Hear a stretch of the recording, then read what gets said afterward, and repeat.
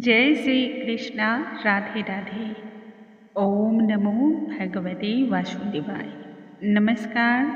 आज के इस वीडियो में हम श्रवण करेंगे अपना एकादशी व्रत की कथा।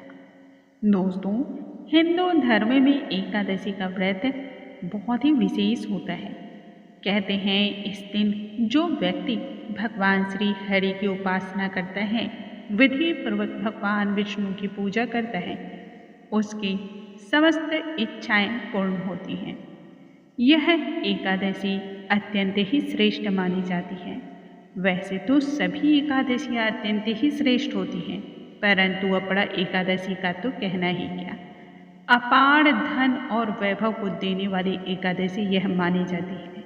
नारद पुराण के अनुसार यदि कोई व्यक्ति कार्तिक माह में गंगा जी में स्नान करके अपने पूर्वजों के प्रति पिंड का दान करता है गंगा जी के तट पर, तब उससे जो फल की उसे प्राप्ति होती है, वह फल उसे एकमात्र अपना एकादशी का व्रत करने से ही प्राप्त हो जाती है।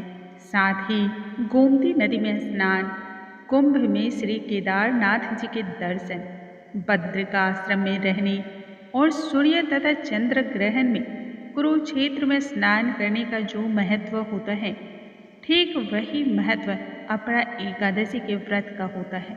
इस व्रत को करने मात्र से ही जघन्य से जघन्य पापों से मनुष्य को मुक्ति मिल जाती है। भ्रूण हत्या, पर स्त्री गमन हो या फिर ब्रह्म हत्या, गौ हत्या जैसे भी यदि पाप हुए हों, तब भी ये सभी चीज़ें समाप्त हो जाती हैं। जाने अनजाने में यदि आपसे कोई त्रुटि हो जाती हो, किसी को आपने आहत पहुंचाया हो, तब भी ये सारी चीज़ें अपना एकादशी के व्रत के प्रभाव से नष्ट हो जाती हैं। जो व्यक्ति इस एकादशी के व्रत को ना कर पाते हों, उन्हें यह व्रत की कथा का श्रवण भी करना चाहिए। उन्हें भी इतने ही लाभ की प्राप्ति होती है। भगवान श्री हरि अपने भक्तों के प्रति बहुत अधिक दयालु हैं और वह भक्तों की समस्त मनोकामनाओं को पूर्ण करने वाले हैं।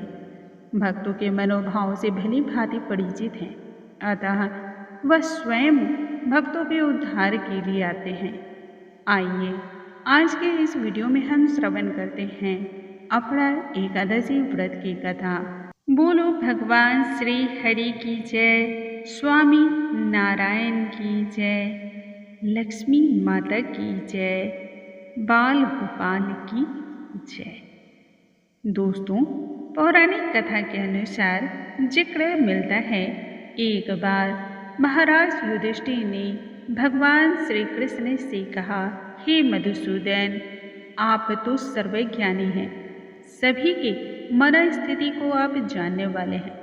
संसार के कल्याणार्थ आप कोई ऐसा व्रत बतलाएं, ऐसा कोई उपवास बतलाएं, जिसको करने मात्र से ही मनुष्य सभी प्रकार की पीड़ाओं से मुक्त हो जाए। हे मधुसूदन, मैं आपके पास इसी जिज्ञासा के तहत आपके चरणों में उपस्थित हुआ हूँ। तब मधुसूदन बोलते हैं, हे युधिष्ठिर, हे राजन, तुमने संसार के कल्याणार्थ बड़ा ही उत्तम प्रश्न पूछा है, अतः मैं तुम्हें इसका उत्तर अवश्य ही दूंगा। इसके संदर्भ में एक पौराणिक कथा बतलाता हूँ। इस कथा के अनुसार महीध्वज नामक एक राजा रहा करता था। यह राजा अत्यंत ही धर्मपरायण और दयालु था। सदैव प्रजा की भली भांति सेवा करता, अपने पुत्रों की भांति, और राज्य कार्य में निपुण रहता। महीध्वज भगवान विष्णु का अनन्य भक्त था।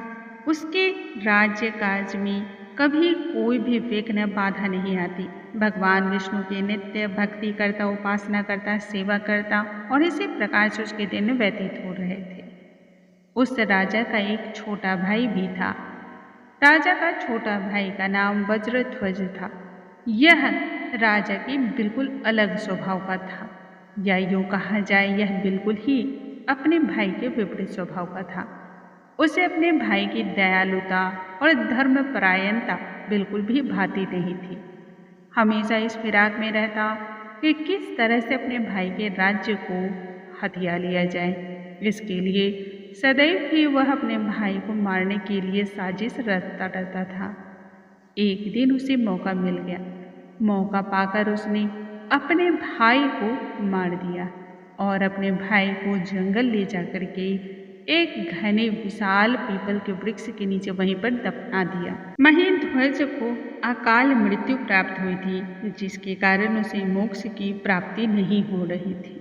इस तरह से महीध्वज उसी पेड़ पर एक प्रेतात्मा के रूप में रहा करता था तथा उस पेड़ के नीचे से गुजरने वाले हर राहगीर को अलग अलग प्रकार से यातना देता, पीड़ा और डराता रहता था। अब तो जितने भी राहगीर थे सभी उस रास्ते से होकर गुजरने में भी भयभीत होते थे, डरते थे। जो जाने अनजाने में उस राह पे चला आया उसे तो सदैव ही महीध्वज का शिकार बनना ही पड़ता था। इसी प्रकार से एक लंबा अरसा गुजर चुका। एक बार की बात है, उस वृक्ष के नीचे से धौम्य ऋषि गुजर रहे थे। उस ऋषि के मुख पर अलग ही प्रकार का तेज था। ऋषि धौम्य बहुत बड़े ज्ञानी थे। उन्होंने पेड़ के नीचे ही एहसास कर लिया कि उस वृक्ष पर कोई प्रेतात्मा है। तब ऋषि ने अपने तपोबल से उस प्रेत के उत्पात के कारण को जाना और समझा। फिर उन्होंने उस प्रेत आत्मा को पीपल के वृक्ष से नीचे उतारा तथा परलोक की विद्या का उन्हें निर्देश दिया।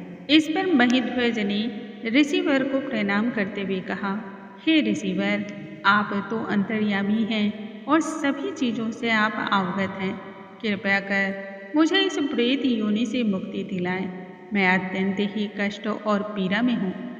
तब प्रेत योनि से मुक्ति दिलाने के लिए धौम्य ऋषि ने खुद अपरा एकादशी के व्रत को किया तथा इस एकादशी के पुण्य प्रताप से जो फल की प्राप्ति हुई उसे राजा महीध्वज को उन्होंने समर्पित कर दिया, जो कि प्रेतात्मा के रूप में उस वृक्ष पर रह रहा था। जैसे ही एकादशी का पुण्य प्रताप उस प्रेतात्मा को मिला तब उसे प्रेत योनि से मुक्ति मिल गई।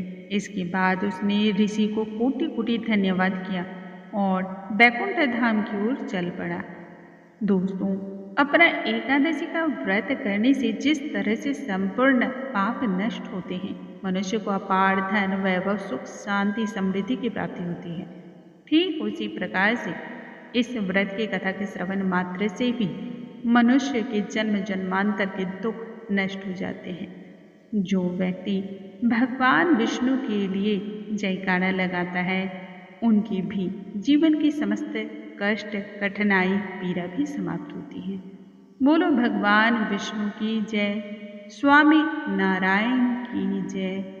ओम नमो भगवते वासुदेवाय।